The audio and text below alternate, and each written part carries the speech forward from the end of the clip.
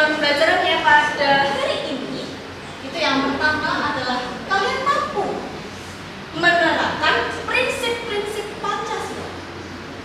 Pancasila kan semester 1 ya, nanti harusnya kalian sudah paham betul nih nilai-nilai Pancasila itu seperti apa sih dan apa saja sila-silanya.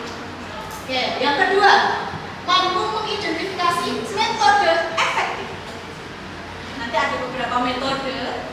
Kemudian nanti saya akan memberikan materi. Setelah materi nanti akan kerja kelompok. Nah, kerja kelompoknya ini nanti itu berhubungan dengan metode penyelesaian konflik.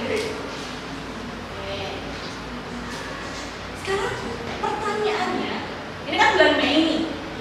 Awal Juni besok itu ada peristiwa apa sih? Hari lahir Pancasila ya. Tanggal berapa? 1 Juni. 1 Juni. Di sini udah ada ya. 1 Juni 1945. Kira-kira sekarang pertanyaannya, kenapa sih kita harus punya Pancasila atau dasar negara? Kalau berhubungan dengan konflik, agar makmur. Kalau berhubungan dengan konfliknya, ada landasannya, ada dasarnya, ya kan? Kalau kita ingin menyelesaikan konflik yang Indonesia yang sangat beragam ini, ada dasarnya, ada landasannya yang harus kita patuhi. Aturannya seperti apa di Indonesia itu, kayak gitu ya? Kan tidak terjadi kekacauan. Sekarang ini adalah video berita, tolong disimak betul-betul karena saya hanya play 1 kali gitu ya. Siap.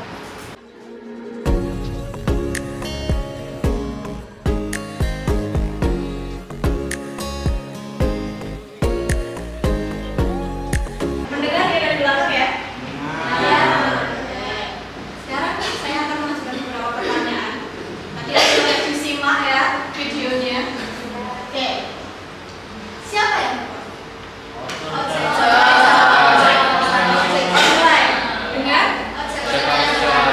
dengan ojek online ya? Lain. Kita baca sebutnya ya. Oke. Yang kedua, apa sebab konflik?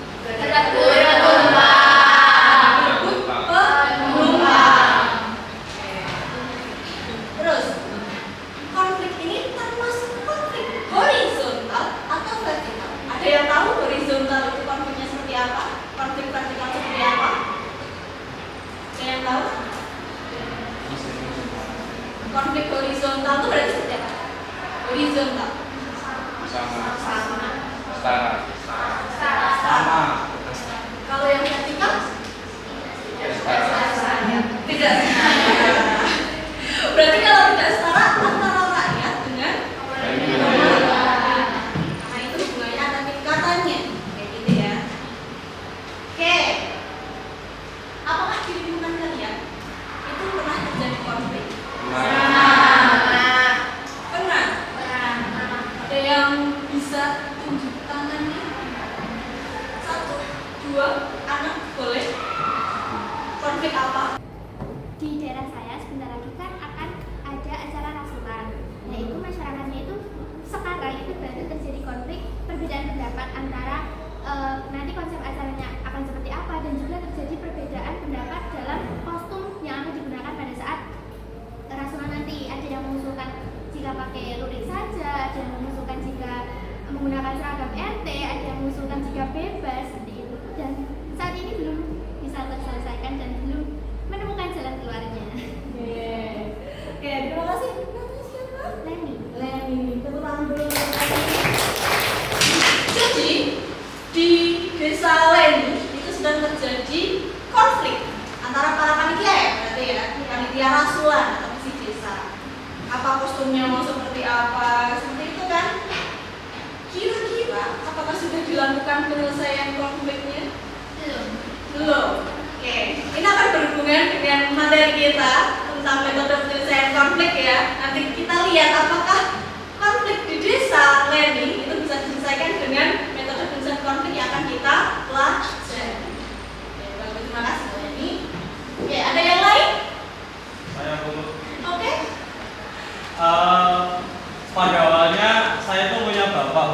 karena bapak saya kan juga termasuk pengurus RT. Nah, di RT saya itu punya yang namanya kolam lele. Nah, Pak RT saya sudah membagi jadwal memberi makan dan lain sebagainya itu sedemikian rupa sehingga setiap warga dari RT tersebut akan mendapatkan jatah piket yang setara, menyesuaikan dengan proporsional kerjanya juga. Nah, ada satu kelompok piket yang lalai dalam melaksanakan tugasnya sehingga menyebabkan satu kolam itu banyak lele yang mengampung.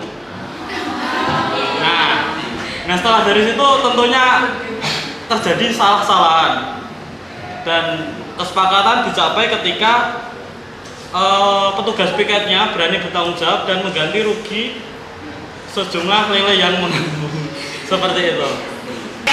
Kalau yang punya lagi tadi belum terselesaikan. Kalau yang punyanya Ainun tadi sudah. Jadi kita punya dua contoh, yang satu sudah selesai, yang satu belum. Yang sudah selesai tadi ada salah satu metode penyelesaian konflik yang dilakukan. Ya, nanti kita akan lihat. Tadi masih ingat ya permasalahannya ini itu apa? Nanti kita lihat metode penyelesaiannya apa.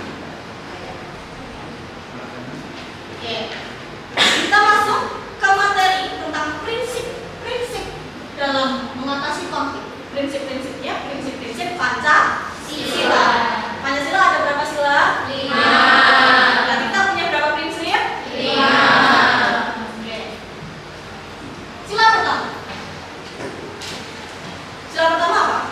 Ketuhanan yang Maha Esa. Ketuhanan yang Maha Esa. Berarti kira-kira berhubungan dengan apa sih penyelesaian konflik?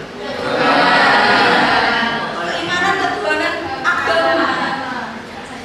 Ketika kita menyelesaikan konflik apapun itu, prinsip yang pertama itu harus berlandaskan agama.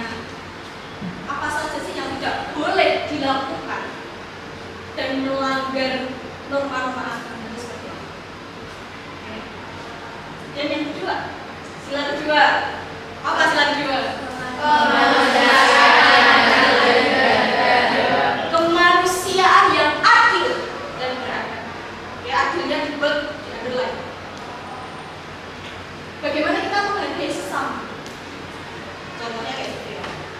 Bagaimana kita mendengarkan pendapat orang lain yang tentu saja berbeda dengan pendapat kita. Itu sesuai dengan prinsip sila Pancasila yang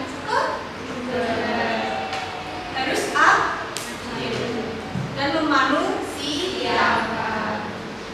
Oke. Sekarang yang ketiga. Kalau tadi ada yang mau ditanyakan nggak? Belum ya? Belum. Sila ketiga itu prinsip yang menekankan.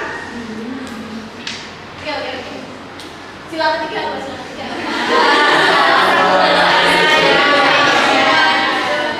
Persatuan Indonesia.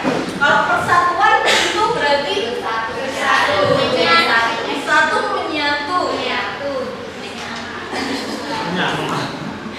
Oke.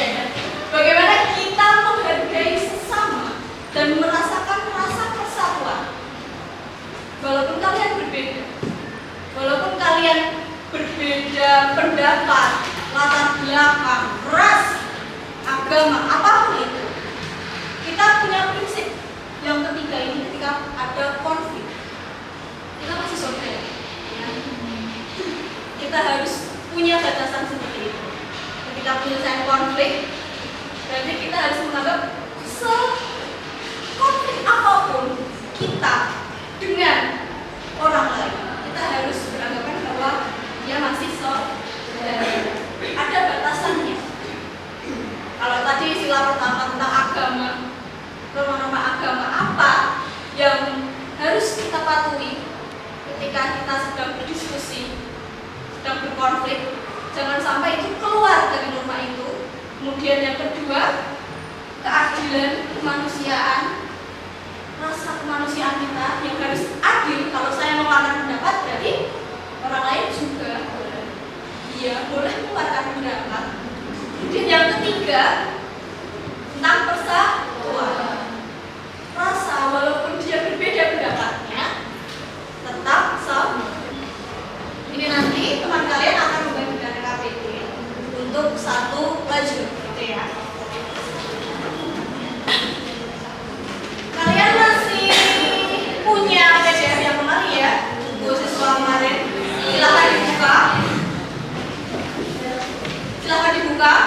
dengan gawai masing-masing. Bawa gawainya.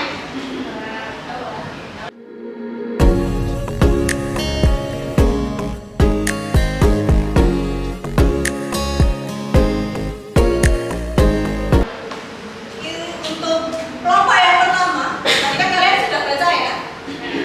Metode penyelesaiannya ada 4, yaitu yang pertama ada musyawarah, mufakat, kemudian yang kedua ada negosiasi untuk kelompok kedua, kemudian yang ketiga ada mediasi, yang terakhir ada arbitrase. Oke, jadi kelompok yang pertama nanti Aisyah Ayu, silakan nanti kelompoknya diisi untuk LKPD-nya itu tentang musyawarah mufakat ya. Oke. Ini untuk kelompok 2 kalian itu tentang negosiasi. Konflik tentang negosiasi. Oke. Kemudian yang ketiga. Kelompok yang ketiga nanti tentang penyelesaian konflik mediasi ya. Kelompok keempat atau yang terakhir, kelompok terakhir itu temanya penyelesaian konflik tentang arbitrase.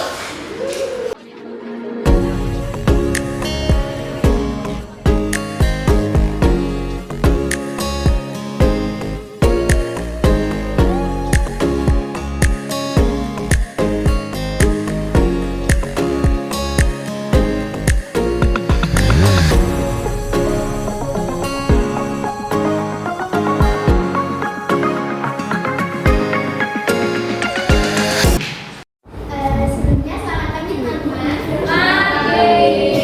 Jadi kami dari kelompok 1 akan menampilkan sebuah drama singkat tentang penyelesaian konflik, yaitu musyawarah untuk mufakat, dengan judul drama Satu Suara Satu Tujuan.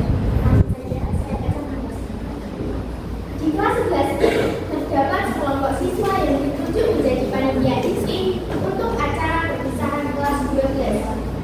Mereka adalah Ayu, Zahwa, Karel, Gita, Jigar, Biantin, dan Budan.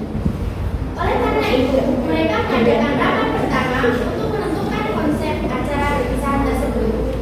Pada saat rapat itu berlangsung, mereka mengalami kendala, yaitu perbedaan pendapat. Ayu mengusulkan acara perpisahan sebaiknya dilakukan secara formal di TPG. Zahwa dan Karel menginginkan suasana perpisahan yang santai di sela-sela sekolah. Sementara itu, Kita dan Jika lebih condong pada konsep acara yang mengangkat tema kebudayaan daerah. Perbedaan ini memicu perdebatan yang cukup panas, karena di antara mereka tidak ada yang mau mengalah. Apa sih orang-orang ini? Lah, mungkin 3 tahun kita sekolah banyak alas ya. Masa alas kayak gak mau pakai jas, romline, TBG, keren. Aku mau terus sih, aku bayar, kan aku pilih kebayaan. Terus, awal jauh kan yang bisa orang masih tunggal lah, sampai sudah baik. Kan kita punya satu juga buat membuat kelas itu apa namanya teman. Dari suasana yang semakin tidak kondusif, Ayu mengajak mereka menyelesaikan perbedaan pendapat yang terjadi dengan musyawarah. Dan kita jadi satu aja setiap pendapat kita biar jadi tujuan. Nah, itu. Tapi itu kalau pendapatnya kalau Iya, setiap pendapat kita ada di acara itu. Oh iya, aku nih gagasan kepiye nek misale ide-ide ngawat duit gabungke. Jadi pertama, apa acarane tetep neng salah sekolah, tapi acarane iki dimulai secara formal. Kayak acarane iki bernuansa kebudayaan. Nah, setuju. Jadi sudah tadi bakal masuk terus nanti acaranya bakal meriah.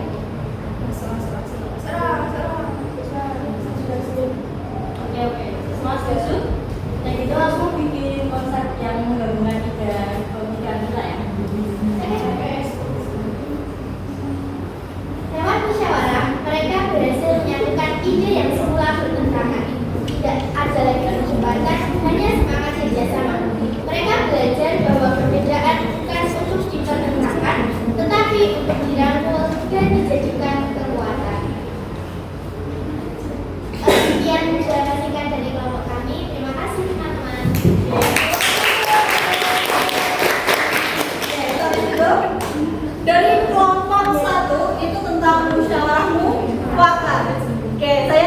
diminta pendapatnya dari kelompok tentang kelompok negosiasi.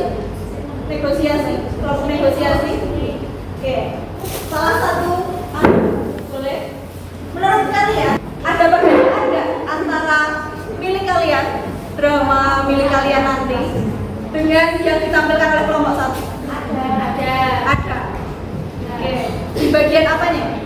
Penyelesaian konfliknya. Oke, kelompok 2 sudah siap. Silahkan untuk diamati. Kelompok 2 tentang negosiasi. Silakan. Selamat siang teman-teman semua. Siang pagi.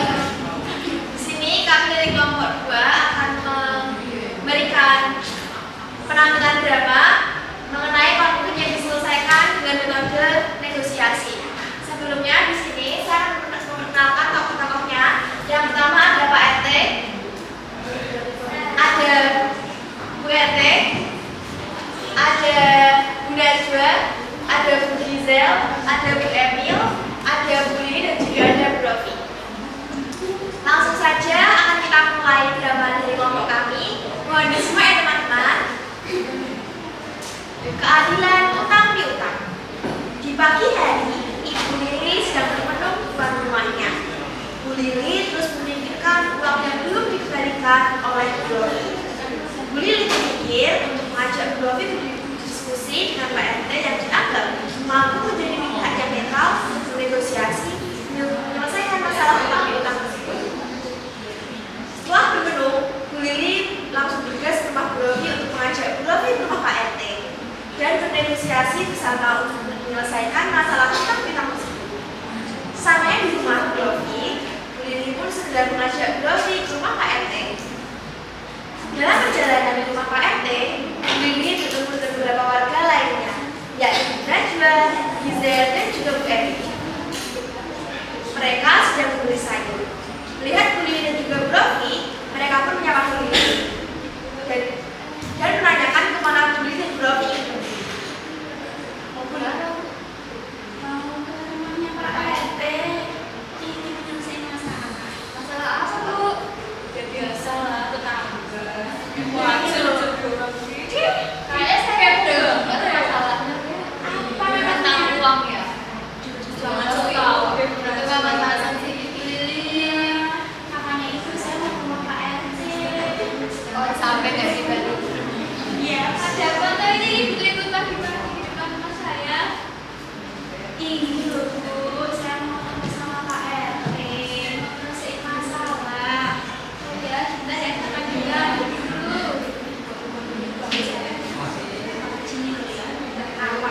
Bu Lili dan juga Bu Rofi sampai ke rumah Pak RT. Bu Najwa, Bu Gizel dan juga Bu Emil pun mengikuti mereka ke rumah Pak RT. Ini loh Pak, saya punya masalah dengan Bu Rofi. Bu Rofi itu punya uang saya. Katanya aku mau bertemu ke Pulau Sedari. Kok sampai sekarang loh Pak, kalian udah dibalikin. Karena saya juga mau pakai uangnya Pak. Terus gimana coba Pak makan gitu? Bukan gitu loh Pak, saya tuh bukan nggak mau memberi uangnya Bu Lili, tapi masalah saya tuh belum ada uang. Uang saya tuh baru ada setengahnya. Gitu Bu Lili nggak mau sabar Pak, sampai saya jadi banding-banding itu tadi loh. Malu saya Pak, dan saya juga nggak mau Pak kalau uang saya nggak kembali. Nah, tenang Ibu. Jadi ibunya maunya gimana? Ya, tengahin aja. Maunya gimana? Kalau saya tuh ya Pak, maunya uang saya kembali sepenuhnya sekarang juga. Tapi kan Bu Rofi belum ada uangnya. Saya bilang belum ada Pak. Sekarang ya tak bayar Pak. Terus itu bisanya kapan? Besok tuh punya saya demo ya tak kasih. Kelamaan saya tuh selalu beli kebutuhan sehari-hari saya juga Pak. Dari saya kasih setengah dulu gimana? Nggak mau. Rugi saya Pak. Nanti kalau setengahnya nggak dibalik gimana? Masa saya juga harus nuntut-nuntut dia lagi buat bayar utang. Dari rumah tuh kasih saya jaminan, motor kek, mobil kek, rumah kek, tanah apa-apa gitu loh Pak. Jangan Rofi Pak. Atau kan Bu Rofi kan posisinya baru punya setahunnya ya. Punya. Terus sini Bu Lili minta jaminan. Iya Pak, udah rugi saya. Tuh, gimana kalau Bu Rofi dikasih separuhnya dulu gimana? Terus tapi ini Bu Rofi dikasih spotlight dulu. Nah, terus tapi Bu Rafi kasih jaminan itu gimana? Tapi jaminannya apa? Ya, apa adanya. Ya tadi dulu bisa mobil, bisa motor, bisa rumah. Itu tuh punyanya apa? Masa Ya naik mobil saya nggak punya. Kayak dulu saya mau tinggal di mana? Ya motor aja. Berarti saya jaminkan motor aja ya. Ya, Terus besok naik rumah kayak bisa lunasin. iya masih loh Bu. Iya, iya. Hanya jaminan itu motor. Ya. Nah, itu aja. Dan makasih dulu. Sepakat iya. Dan marah terus loh Bu. Nah ibu ini loh, nggak kembaliin utang sama loh Pak. Ya, berarti saya jaminkan motor saya ya. Ya, setengahnya dibayar hari ini. Ya. Motornya kuncinya STNK masih saya hari ini. Ya. Ya, dan kunci saya Pak. Ya, sepakat ya. Ya. Ya. Saya minta maaf dulu ya. Kesepakatan pun telah diambil oleh Bibi dan juga Bu Rofi. Konflik pun akhirnya selesai dan menemukan jalan keluar yang menguntungkan kedua belah pihak. Kedua pihak ini pun damai dan tetap akur menjadi tetangga yang saling menghargai sama. Inti dari penyelesaian konflik negosiasi adalah mencapai kesepakatan yang disetujui oleh semua pihak yang terlibat dalam konflik. Baik itu oleh Bu Lili dan juga oleh Bu Rofi. Melalui proses diskusi dan musyawarah negosiasi bertujuan untuk menemukan solusi yang saling menguntungkan dan juga dapat diterima oleh semua belah pihak, sehingga konflik dapat diselesaikan secara damai. Terima kasih. Terima kasih teman-teman. Oke, kita tepuk tangan dulu. Oke, saya mau minta pendapatnya dari kelompok bantu pertama negosiasi, kelompok 3 mediasi. Apakah ada perbedaan tentang cara penanganan konfliknya dengan kelompok kalian? Hampir sama. Oke. Kalau kalian melihat kelompok 1 dan kelompok 2 tadi, itu perbedaannya di bagian mana nih? Bagian penanganannya. Penanganannya itu melibatkan orang ketiga. Kalau yang akan musyawarah semuanya ya. Oke. Oke, silakan kembali kelompok 2. Kemudian kita ke performer ketiga. Assalamualaikum warahmatullahi wabarakatuh.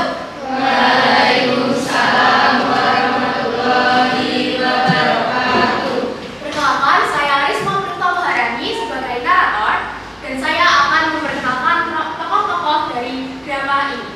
Yang pertama, Eva sebagai desainer grafis freelance berpengalaman. Yang kedua, Akil sebagai CEO Teknova perusahaan startup teknologi.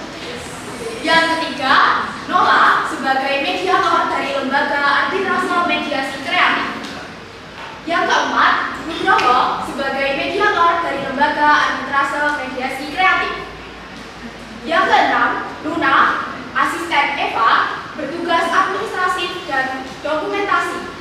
Yang ketujuh, Naila sebagai staf legal Teknova menangani kontrak kerjasama. Yang kedelapan, ada Rasmi sebagai desainer internal Teknova. Selamat datang di cerita yang mungkin dekat dengan kalian, para pekerja kreatif, para klien ambisius atau siapapun yang pernah berselisih karena warna yang tak sama tafsir. Ini bukan sekedar soal cerita desain. Ini kisah tentang tanggung jawab, ekspektasi, dan soal konflik yang muncul. Di sanalah arbitrasenya berperan. Jadi, mari ikuti cerita warna, konflik, dan arbitrasenya.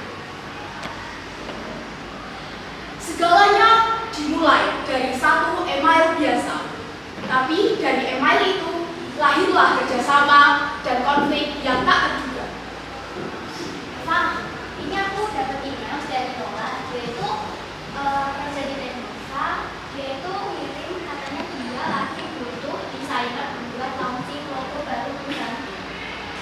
Wow, ini kesempatan gak sih buat kita? Aku tertarik.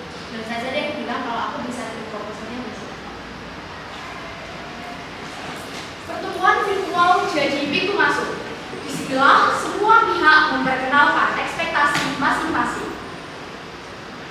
Selamat siang, perkenalkan saya Bola sebagai manajer proyek Eva. Dan saya di sini menjadi pendukung proyek antara Eva dan juga Eva. Jadi perusahaan kami Teknova membutuhkan logo yang simpel tetapi juga yang menggunakan teknologi. Produk ini adalah masa depan kita, adalah masa depan Eva. Jadi visualnya harus orang yang sangat kuat. Saya harap produknya juga mungkin jadi spesifikasikan dipakai platform. Oke, saya akan siapkan konsep awal, timeline, dan harga. Karena banyak produk ya. Saya akan bantu draft kontraknya juga. Desain bukan sekedar menggambar. Ini tentang menerjemahkan visi menjadi bentuk. Setelah itu, ada tantangan. Tapi desain awal itu terlalu mengesankan, kurang mudah masih kita butuh diskusi lah. Boleh sih, tapi sekarang soalnya aku butuh ide sebenarnya sekarang. Mereka berdiskusi, mencari arah yang lebih tajam. Mereka terus mengembangkan konsep dengan referensi yang lebih mendalam. 3 konsep dilahirkan, tapi yang dipilih bukan yang paling berani, melainkan yang paling stabil. Jadi di sini aku mengenalkan konsep awal. Jadi konsep A ini tentang koneksivitas, konsep B tentang kesederhanaan, futuristik, dan C lebih ke ekspresif. Tapi kalau menurut aku konsepnya paling masuk Desain dari kami. Bukan yang tadi. Ini tuh warnanya itu masih kurang banget. Juga visualnya itu masih kurang bagus. Bahkan iklannya pun masih kurang bagus.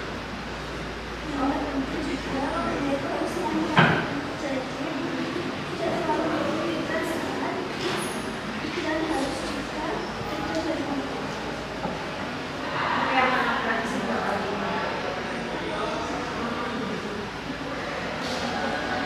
Tiba-tiba kerjasama yang terlihat lancar berubah. Satu email membalikkan segalanya. Kami tidak akan melanjutkan dan tidak memberi sama kalian. Hah? Ini serius? Wah, terus gimana? Pernah memberikan. Sekarang kamu bantu aku buat menulis semua buku terus kita ajukan ke arbitrase. Oke. Udah aku susun sekarang tinggal menghubungi mediasi kreatif. Konflik dibawa ke meja arbitrase. Di sana, kata-kata harus berdasar bukti.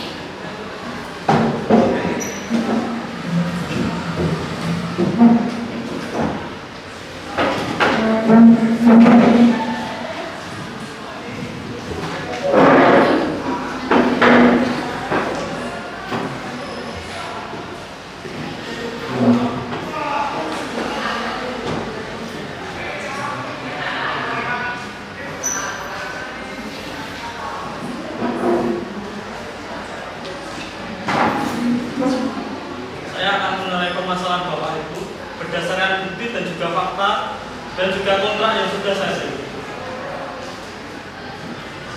Sebenarnya semua revisi sudah saya lakukan sesuai arahan. Itu juga ada buktinya. Hasilnya itu masih kurang. Bagian lagi. Kata saya itu kurang banget menurut saya. Ini semua log, komunikasi dan semua informasi yang pasien Baik, saya terima, saya akan pelajari dan telaah mana yang perlu kita pilih. Seminggu setelah putusan, Eva menerima transfer terakhir. Akhirnya tuntas, meski tidak tanpa luka.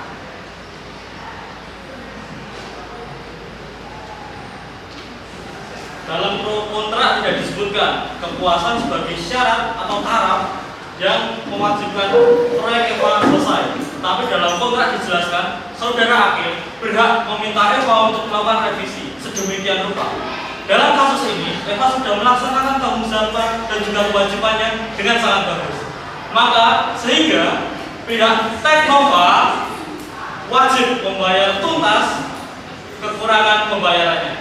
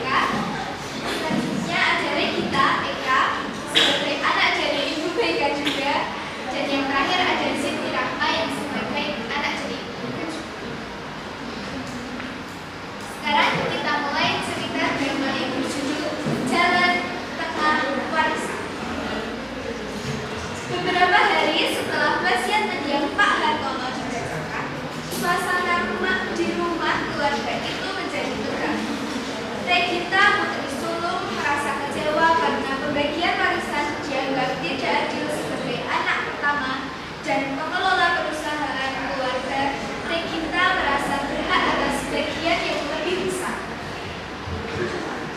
Sydney yang sudah ikut membantu mengelola perusahaan menyatakan hal yang sama. Ia menuntut bagian warisan yang lebih besar. Sementara itu, Aura merasa bagian yang diterimanya sudah sesuai sebagai anggota keluarga meskipun tidak terlibat langsung dalam perusahaan tersebut. Felista mengeluhkan bagian warisannya karena terlalu kecil untuk mendukung karir seniman. Sedangkan Lilis tidak mempermasalahkan karena menurutnya pembagian sama rata itu adil sesuai amanah yang disampaikan oleh ayahnya. Ketegangan pun semakin memuncak.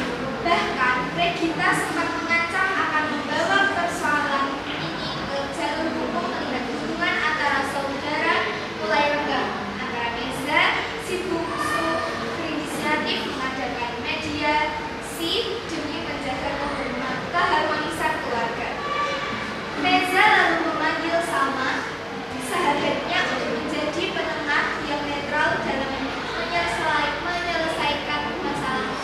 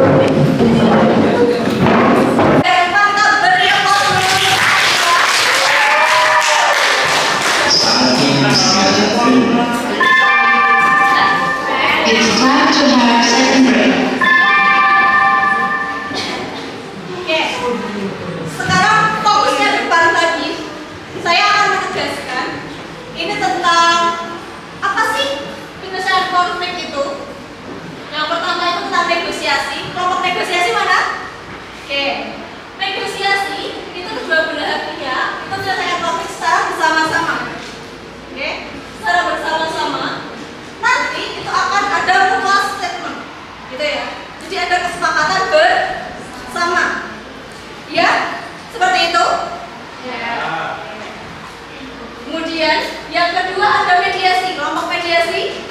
Kelompok mediasi. Yang terakhir tadi ya mediasi ya. Kelompok mediasi itu pihak ketiga yang mengintervensi suatu pertikaian. Kalau kita bisa lihat ini mediasi, itu untuk membantu pihak-pihak yang bersengketa. Oke, kalau dari gambarnya kita bisa lihat ada orang ketiga atau pihak ketiganya. Nah, sekarang di sini ada arbitrase. Tadi sudah diperagakan oleh kelompok 4. Arbitrase itu lebih formal lagi daripada mediasi, di mana keputusan yang diambil oleh pihak ketiganya itu bersifat mengikat secara hukum, seperti itu ya kalau arbitrase. Dari sini ada yang mau ditanyakan? Belum? Berarti, oh iya, silakan. Kemarin itu pas kami diskusi kan sempat bingung tentang mediasi sama arbitrase itu. Ya. Nah, salah satu dari kami itu infonya itu hukum perdata dan hukum pidana. Nah, kalau mediasi kan bisa ke hukum pidana, bisa ke hukum perdata itu. Kalau misalkan arbitrase cuma hukum perdata aja. Jadi kita sebenarnya juga agak kesusahan untuk memilih konflik yang seperti apa yang termasuk hukum perdata dan itu bisa dikeluarkan dengan arbitrase sebenarnya. Jadi kalian mengungkapkan pengalaman kemarin waktu diskusi itu betul ya. Jadi memang kalau ada urusan perdata itu bisa diselesaikan dengan arbitrase. Tapi kalau itu pidana itu sudah melibatkan polisi ya, seperti itu. Iya. Kemarin kesusahannya karena mencari ini ya. Iya. Temanya mau seperti apa di lingkup perdatanya. Terima kasih. Untuk kelompok mediasi sudah paham? Beda ya dengan arbitrasenya. Iya. Kalau gitu karena materinya sudah selesai, minggu depan kita akan ulangan hari